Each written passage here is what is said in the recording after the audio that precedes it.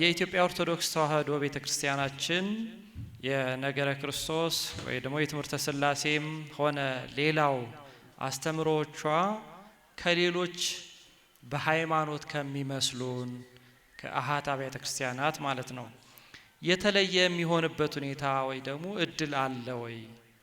ሀገር በቀል አስተምሮ ወይም የኛ ብቻ የሆነ አስተምሮ አለን ወይ? ሊኖርስ ይችላል ወይ የሚል ነው ጥያቄ። እንግዲህ ጥያቄው እንደሰማነው የኢትዮጵያ ኦርቶዶክስ ተዋሕዶ ቤተክርስቲያን የራሷ የሆነ ሀገር በቀል አስተምሮ ማለት ዶክትሪን በግሪኩ በላቲኑ ዶግማ የሚባለው ነው። በአማርኛው በግዕዙም ደግሞ ሃይማኖት ወይም አስተምሮ ተብሎ የሚታወቀው ነው። እና የኢትዮጵያ ቤተክርስቲያን የራሷ የሆነ ሃይማኖት ወይም አስተምሮ ሀገር በቀል የሆነ ሊኖራት ይችላል የሚል ጥያቄ ነው። ይሄ ማለት ከሐዋርያት ያልተገኘ በሌሎች በሃይማኖት ይመስሉናል ከምንላቸው ከአሃት አብያተ ክርስቲያናት የተለየ የራሷ የሆነ አስተምሮ ሊኖራት ይችላል ወይ? እንደዛስ ሊፈጠር ይችላል የሚል ነው። ባጭሩ መልሱ አይችልም ነው። እንደዚህ ሊሆን አይችልም። ምክንያቱም ሃይማኖት ኢትዮጵያ ውስጥ የተፈጠረ አይደለም። ክርስትና ኢትዮጵያ ውስጥ የተፈጠረ አይደለም። የኢትዮጵያ ኦርቶዶክስ ተዋሕዶ ቤተክርስቲያን የምታምነው እምነት በጌታችን ለሐዋርያት የተሰጠ ከሐዋርያት ደግሞ ቀጥሎ ባሉት አባቶች እያለ እኛ ጋር የደረሰ ምንጩ አንድ ነው፣ ትምህርቱም አንድ ነው። በየሀገሩ የተለያዩ ሀገረ ስብከቶች አጥቢያ አብያተ ክርስቲያናት አሉ እና ቤተክርስቲያንንና ሀገረ ስብከትን መለየት ይኖርብናል፣ ወይም ቤተክርስቲያንና አስተዳደርን መለየት ይኖርብናል። ቅዱስ ይሁዳ በመልእክቱ አንድ ምዕራፍ ነው ያለው ቁጥር 3 ላይ ለቅዱሳን አንድ ጊዜ ፈጽሞ ስለተሰጠ ሃይማኖት እንድትጋደሉ ይላል። በጣም ቁልፍ ሀሳቦች እንደ ወርቅ ተንከብለው እንደ ሸማ ተጠቅለው እንደሚሉት አበው ያሉበት ቃል ነው። ለቅዱሳን አንድ ጊዜ ፈጽሞ ስለተሰጠ ሃይማኖት እያንዳንዱ ቁልፍ ቃላት ናቸው።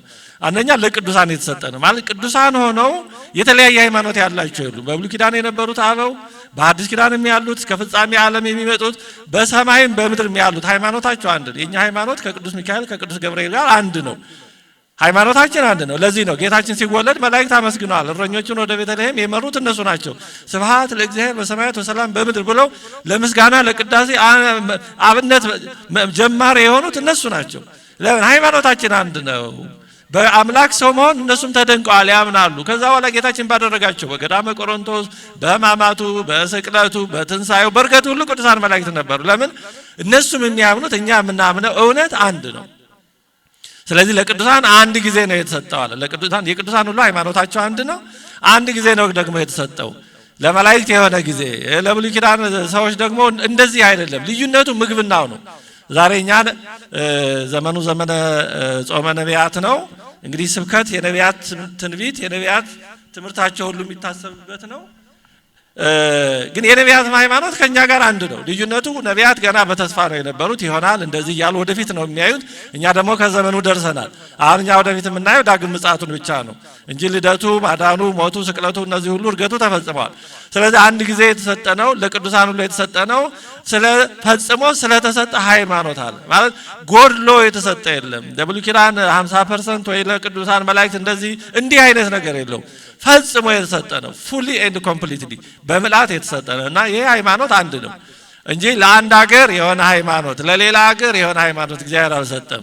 ለቻይና የሆነ ሃይማኖት፣ ለሩሲያ የሆነ ሃይማኖት፣ ለአፍሪካው እንደዚህ እግዚአብሔር አልሰራም።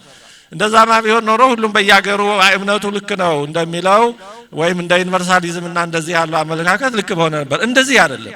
ቅዱስ ጳውሎስም አንድ ጌታ፣ አንድ ሃይማኖት፣ አንድ ጥምቀት ያለው ለዚህ ነው። ጌታችንም የቅዱስ ጴጥሮስን ምስክርነት ካጸደቀ በኋላ ብፁዕ ነህ ይህን ስጋና ደም አልገለጠልህም ሰማያዊ አባቴ ነው የገለጠልህ ካለ በኋላ በዚህች ማለት ላይ ቤተክርስቲያንን እመሰርታለሁ ነው ያለው። ቤተክርስቲያኖችን አላለ። አንዲት ቤተክርስቲያን ናት ያለችው። ከጽንፍ እስከ ጽንፍ በሰማይ በምድር አንዲት ቤተክርስቲያን ናት ያለችው። በዓለመ ነፍስ ያሉትም በዚህ በዓለመ ሥጋ በሕይወተ ሥጋ ያለነው የአንዲት ቤተክርስቲያን አካላት ነን። ቅዱሳት መላእክትም የዚህ ቤተክርስቲያን አካላት ናቸው። ልዩነታችን አኗኗሩ እንደዚህ ነው። ስለዚህ ቤተክርስቲያን አንዲት ነች፣ ሃይማኖቷ አንድ ነው። ከዚህ እግዚአብሔር ከሰጠው ሐዋርያት ከተቀበሉትና ካስተማሩት አበው እያስተማሩ እየጠበቁ ከኛ ካደረሱት አንድ እውነት አንድ ሃይማኖት የሚወጣ የትም ሀገር ቢሆን በየትኛውም አይነት ሁኔታ ቢሆን ከአንዲቷ ቤተክርስቲያን ራሱን በራሱ ፈቃድ ይቆርጣል፣ ራሱን ያወግዛል ማለት ነው። ስለዚህ ቤተክርስቲያን በየሰፈሩ በየመንደሩ በየሀገሩ የተለያየ አስተምሮ ሊኖራት አይችልም። እንግዲህ ቤተ ክህነትና ቤተ ክርስቲያንን መለየታለን። ቤተ ክህነት የምንለው አስተዳደራዊ መዋቅሩ ነው፣ ወይም መንበረ ፕትርክና እንደየሀገሩ ይለያያል። እንግዲህ እኛ ቤተ ክርስቲያን ከግብፅ አንድ መንበር ሆና ነው የኖረችው እስከ 1951 ድረስ። እስከዛ ዘመን ድረስ የነበሩት 116 ፓትርያርኮች የእኛም ፓትርያርኮች ናቸው። ብፁዕ ቅዱስ አቡነ ባስልዮስ የመጀመሪያው የኢትዮጵያ ቤተክርስቲያን ፓትርያርክ አይደሉም፣ የመጀመሪያው ኢትዮጵያዊ ፓትርያርክ ናቸው። ብዙ ሰዎች ይህን ትንሽ ሲስቱት ይታያሉ። የመጀመሪያው ኢትዮጵያ ፓትርያርክ አይባልም። በጣም ስህተት ነው በእውነቱ። እንደ በነገራችን ላይ ነገረ ቤተክርስቲያን ላይ ብዙ ስህተቶች ይታያሉ። ያው ትምህርቱ ስራዬ ተብሎ ያው ከዛ ጉድለት በነገረ ቤተክርስቲያን በጣም ብዙ ስህተቶች ይታያሉ። የግብፅ ቤተክርስቲያን ቅኝ ገዝታን የሚሉ በጣም ነውረኛ አነጋገሮች ይሰማል። በጣም ይሄ ነውር ነው። በነገረ ቤተክርስቲያን በቀኖና ቤተክርስቲያን ይሄ በጣም ነውር ስህተት ነው። እና አንዳንዴ ያበጀን ለራሳችን የተቆረቆርን እየመሰለን የምንናገራቸው ነገሮች በጣም ስህተቶች ናቸው። አሁን ዋጋ የሚያስከፍሉም እንደዛ አይነት ነገሮች ናቸው። በሰፈር በመንደር በሆነ ነገር ማሰብ ከተጀመረ ሌላውም እንደዛ ያስባል። እንዴ አንዴ ያበላሽነውን በጣም አስቸጋሪ ነው። እና ቤተክርስቲያንና አገረ ስብከት መንበረ ፕትርክና ለይተን መረዳት አለብን። እንደየሀገሩ የተለያየ መንበረ ፕትርክና ይኖራል። አሁን እኛ መንበረ ፕትርክና ከ1951 ጀምሮ ራሳችንን እንችለናል። በሃይማኖት ግን አለ ራሳችንን የቻልነው፣ በአስተዳደር ነው ራሳችንን የቻልነው። የኤርትራ ኦርቶዶክስ ተዋሕዶ ቤተክርስቲያን እንግዲህ እስከ ቅርብ ጊዜ ድረስ 1980ዎቹ ድረስ አንድ ላይ ነበር። በአስተዳደር ራሳቸውን ችለዋል። መንበረ ፕትርክና ለራሳቸው መስርተዋል፣ አቋቁመዋል። በሃይማኖት ግን አልተለያየንም። እነሱም እኛ ጋር እኛም እነሱ ጋር ሌሎችም ግብፃውያንም ሶርያንም ጋር አብረን በቤተክርስቲያን አገልግሎት በሚስጥራት እንሳተፋለን። ለምን? አስተምሯችን ሃይማኖታችን አንድ ነው። ስለዚህ ቤተክርስቲያን በየሀገሩ እንደየሁኔታው የምትፈጥረው አስተምሮ የለም። አስተምሮዋ የሚገለጥበት የየሀገሩ የየአካባቢው መግለጫዎች ኤክስፕሬሽን ኦፍ ፌዝ ግን ሊኖር ይችላል። ስለዚህ ቤተክርስቲያን አንድ የሚያደርጋት ሃይማኖቷ ነው። አንድ ሃይማኖት ነው ያላት። የትም ብትሆን ቤተክርስቲያን ሃይማኖት አንድ ነው። ግን ሃይማኖትን የምትገልጥበት መንገድ ግን ከሀገር ሀገር ከጊዜ ጊዜ ሊለያይ ይችላል። ይሄ ኤክስፕሬሽን ኦፍ ፌዝ የሚባለው ለምሳሌ አካባቢያዊ እና ብሔራዊ የሆኑ ዜማዎች አሉ። እኛ ድንቅ የሆነ ሰማያዊ የሆነ ቅዱስ ያሬድ እግዚአብሔር በእሱ አማካኝነት የሰጠን ዜማ አለ። ድንቅ ነው፣ ልዩ ነው። የራሳችን የቅዱሳት ስዕላት አሳሳል እንደዚህ አይነት ነገሮች አሉ። ሌሎችም እንደዚህ ይኖራቸዋል። እኛ የራሳችን ዜማ፣ ቅኔ፣ እንደዚህ ነገሮች ስርዓት አምልኮ እንደዚህ አይነት ነገሮች እንዳሉን ሁሉ ሌሎችም ደግሞ የራሳቸው ዜማ፣ ስርዓት አምልኮ፣ አፈጻጸም፣ አለባበስ እንዲህ አይነት ነገሮች ይኖራሉ። እነዚህ የሃይማኖት ልዩነቶች አይደሉም። ሃይማኖቱን ስንኖር ስንተገብር የሚፈጠሩ አፈጻጸማዊ ልዩነቶች ናቸው። መሰረታዊ ልዩነቶች አይደሉም። እንዳይሆኑ ከሃይማኖት በመለስ እስከሆኑ ድረስ ማለት ነው። የኛ ዜማ እንዳለን ሁሉ ግብፃውያንም የራሳቸው ዜማ አላቸው። እኛም በእነሱ ዜማ እናዚህም አንልም። የራሳችን የሆነ ድንቅ የሆነ ዜማ አለን። እነሱን ደግሞ በእኛ ዜማ ካላዜማችሁ ልክ አይደላችሁም ልንል አንችልም። ከአንድ ቤተክርስቲያን ወጥታችኋል ልንል አንችልም። አጫጫው ዜማ እግዚአብሔር እንደሰጠው ነው። እነሱም በዛው በሀገራቸው ዜማ ይጮሃሉ፣ እኛም በራሳችን እንጮሃለን። እንደዚህ አይነት ነገሮች፣ ሌሎችም አለባበሶች፣ እንዲህ አይነት ነገሮች ይኖራሉ። አሁን እኔ እስከማውቀው ድረስ የግብፅ ክርስቲያኖች እንደኛ እንደዚህ ኩታ፣ ጋቢ፣ ነጭ ነገር የመልበስ ነገር የላቸውም። አገልጋዮቹም ካህናትም ቀሚስ ነው የሚለብሱት እኔ እስከማውቀው ድረስ። እኛ ጋር የኔ መልበስ ነገር አለ። እኛ ጋር ጥምጥም አለ፣ ካህናቱ ይጠመጥማሉ። እነሱ ጋር ካህናቱ የሚያደርጉት ቆብ የመሰለ ነገር ነው እኔ እስካየሁት እንጂ እንደዚህ ጥምጥም የለም። ይሄ ግን ያለባበስ ልዩነት ነው። ያን አንዱን ሃይማኖት በተለያየ መንገድ እንገልጸዋለን እንጂ የራሱ ሃይማኖት አለ። አሁን ይሄ ጥምጥም ሃይማኖት ነው አይደለም እስኪ ጠይቃችሁ።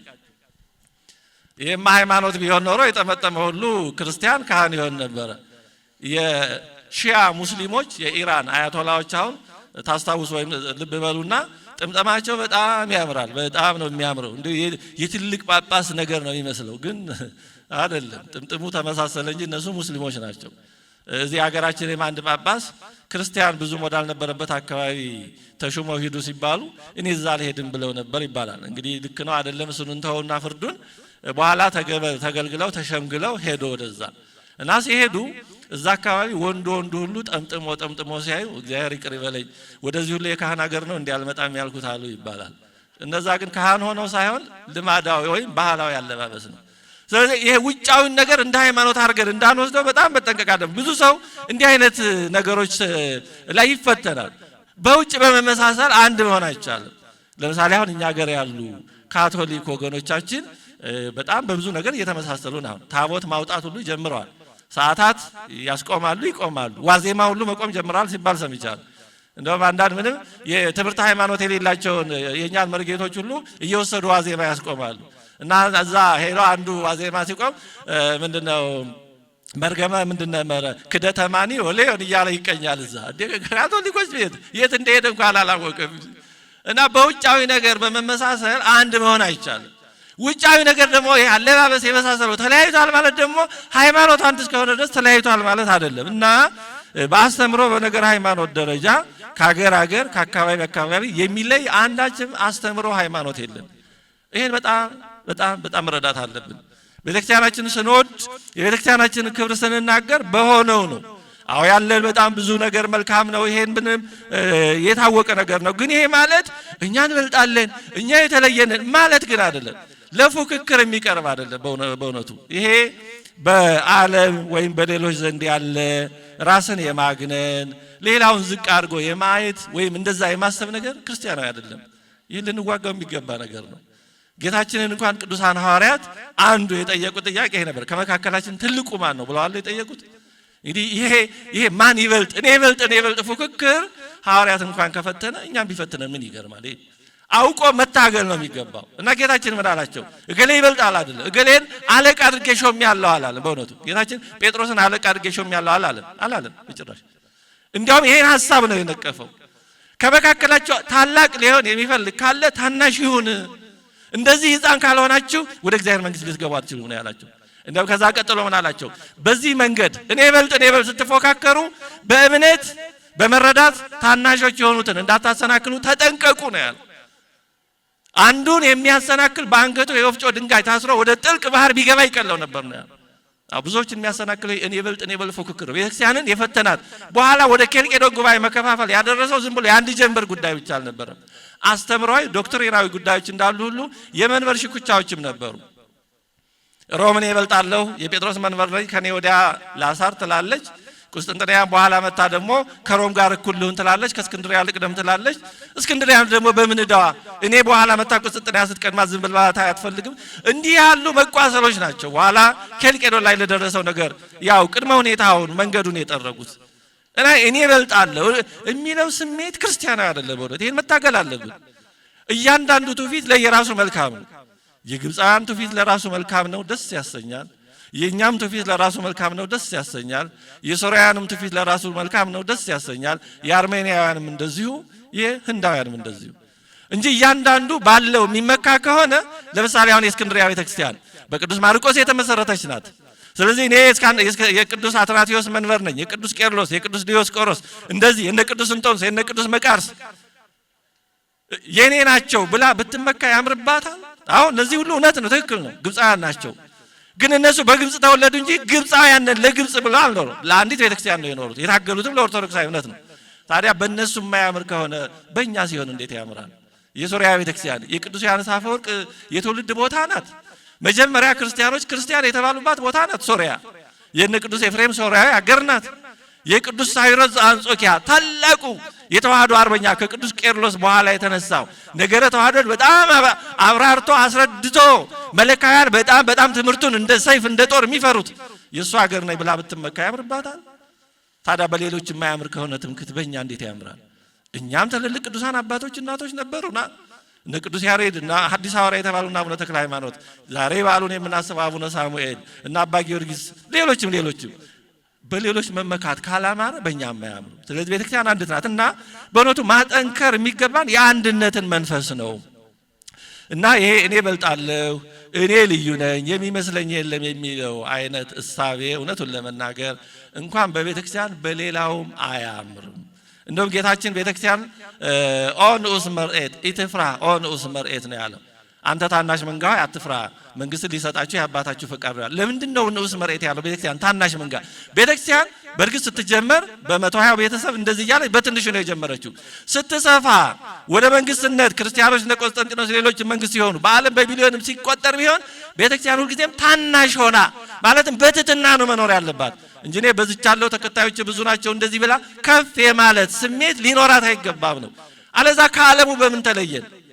ራሳቸውን በተለያየ መንገድ ከፍ ከሚያደርጉ ኤምፓየሮችና ከኤምፓየር መስራቶች በምን ተለየን? ስለዚህ ቤተክርስቲያን አስተምረው አንድ ነው። የትም ሀገር ብትኖር አንድ ነው። የኢትዮጵያ ቤተክርስቲያን የራሷ የሆነ የሥላሴ ትምህርት ሊኖራት አይችልም። እንዴ ሃይማኖተ አበው እኮ የተተረጎመ ነው። ከተለያዩ ሊቃውንት የተተረጎመ ነው። ከትምህርታቸው በምልአት ሙሉ አይደለም፣ ግን በዛን ዘመን መተርጎም የቻሉትን ያህል የተረጎሙት ነው። ሌላው አራቱ ጉባኤያት የምንላቸው ብሉይ ኪዳን ከዕብራይስጥ የተተረጎመ ነው። ሐዲስ ኪዳን ያው ከሐዲስ ኪዳን ከግሪኩ ማቴዎስ ወንጌል ከዕብራይስጥ የተተረጎመ ነው።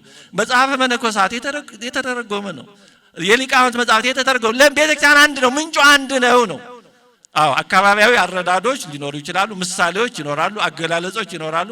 ሃይማኖት ምንጩ ነቁ ግን አንድ ነው እና ይሄ ቤተክርስቲያንን ነጥሎ ለብቻ ሌላ የማድረግ ለክርስትናን ኢትዮጵያ ውስጥ ብቻ የበቀለ ለኛ ብቻ የተሰጠ እንደ ልዩ ነገር አድርጎ ማየቱ ጤነኛ አይደለም። ያን ከጌታችን ያልተቀበለው ነገር ከሆነ ትክክል ሊሆን አይችልም።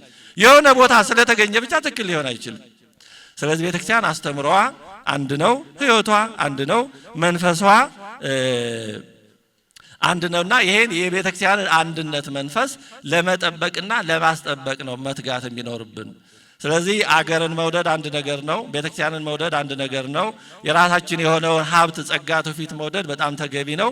ይሄ ግን የኛ ብቻ የሚልና ሌሎችን ዝቅ አድርጎ የሚያሳይ ሌሎችን ወደ መንቀፍ የሚወስድ አይነት ስሜት እንዳይሆን በጣም በጣም በጣም መጠንቀቅ አለብን። እንዲህ አይነት መንፈሶች አልፎ አልፎ ይታያሉ። ልክ ሌላውን የማስናቅ ዝቅ የማድረግ ይሄ ክርስቲያናዊ መንፈስ አይደለም። እግዚአብሔር የቤተክርስቲያንን አንድነት ተረድተን በእውነቱ ይሄንን ጠብቀን አስጠብቀን እንድንኖር ቅዱስ ፈቃዱ ይሁንልን።